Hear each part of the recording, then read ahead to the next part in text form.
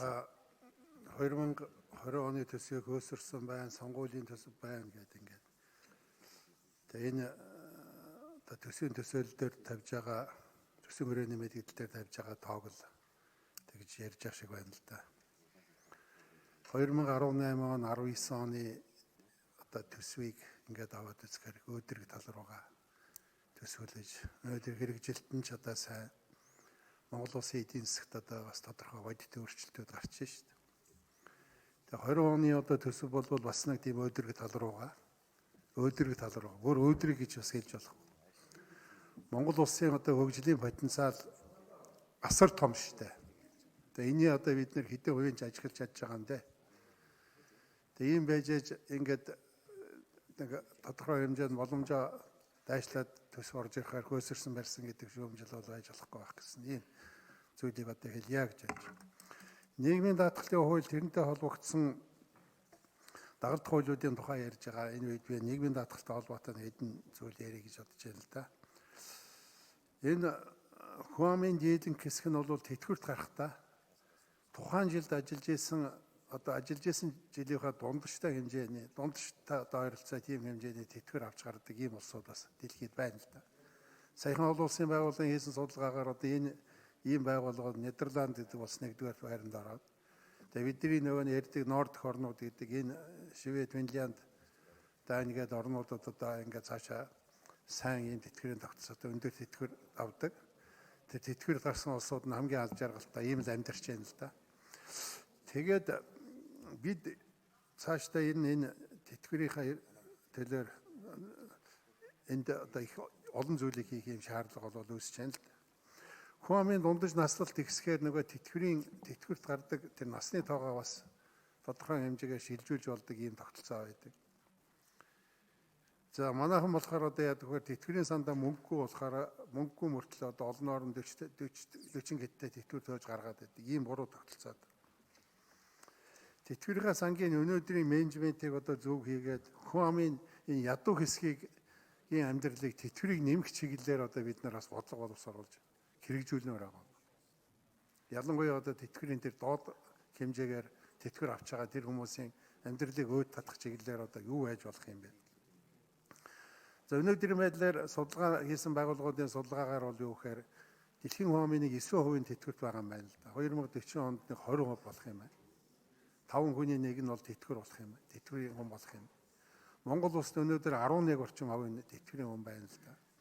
Тэгэхээр энэтэй уялдуулж Монголын одоо энэ төрийн бодлого, энэ нийгмийн даатгалын бодлого бол цаашдаа ингэ явах ёстой байхаа гэж ингэж бодож байна. Ингээ хоёр асуулт байна. Нэгдүгээрт нь энэ нийгмийн халамжийн одоо төсвөө санхүүжүүлэх татаас одоо жилээс жилд нэмэгдээд байна. Одоо 2020 онд 756 тэрбум төгрөг байгаа. 2021 онд 817, 2022-д 882, 23-24 онд нэг их 80 болох юм байна л да. Тэгэхээр энэ сан маань цаашаа ирнэ өөрийгөө авч явах одоо ийм ямар менежмент юу хийж болох вэ? Бодлогын шинж чанартай ямар асуудлууд энэ дээр хэрэгжүүлж болох вэ гэсэн нэгдүгээр асуулт. Хоёрдугаарт нь бол одоогийн тэтгэврийн тогтолцооны энэ давуу болон сул талыг одоо харгалзаад дэлхийн одоо шилдэг туршлагуудыг одоо авч хэрэглэх, нутагшуулах. Одоо бол ирээдүйн тэтгэврийн одоо энэ хүмүүсийн тэтгэвэр авч байгаа хүмүүсийн сайн сайхны төлөв юу хийж болох вэ? Ямар боломжууд байна? Юу харж байна? Ямар бодлого байна?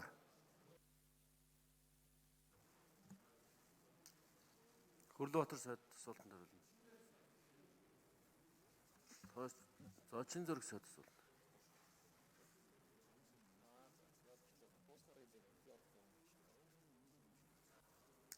Нийгмийн даатгалын сан бас алдагдaltaа яваад байгаа. Энэ онд 2020 онд 605 тэрбум төгрөгийн татаас улсын төсвөөс авч үйл ажиллагаа явуулж байна. За 2020 оноос энэ нийгмийн даатгалын шимтгэлийг нөхөн төлөвлөх хууль хэрэгжиж эхлэхтэй холбоотойгоор татаас нэг 399 тэрбум төгрөг болж яхан нэг 200 орчим тэрбум төгрөгөөр буух бол тийм бол хандлагатай бол байгаа.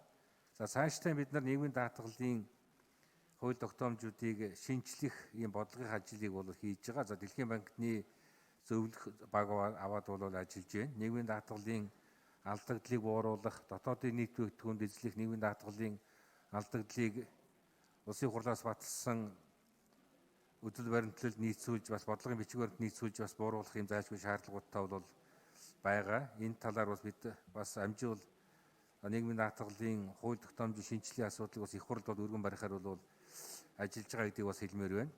Нийгмийн даатгалын сангийн алдагдлыг бууруулахтай холбоотойгоор бас хэд хэдэн зүйл бол бас хийх сайжрах шаардлагатай байгаамаа. Нэг дэх асуудал нь нийгмийн даатгалын шимтгэл төлөгчдийг хамар хүрээг нь одоо бас өргөжүүлэх ийм бас бодлого зайлшгүй явуулах бол хэрэгтэй бол байна. За өнгөрсөн жил улсын хурлд засгийн газараас асуудал оруулаад нийгмийн даатгалын шимтгэлийг бас жаахан нэмэгдүүлсэн. Тэгээд түртэн гарахтаа тэтгэр бодуулж байгаа цалингийн дундажийг 6 жил 7 жил одоо бас болгож жаахан бас нэмэгдүүлсэн.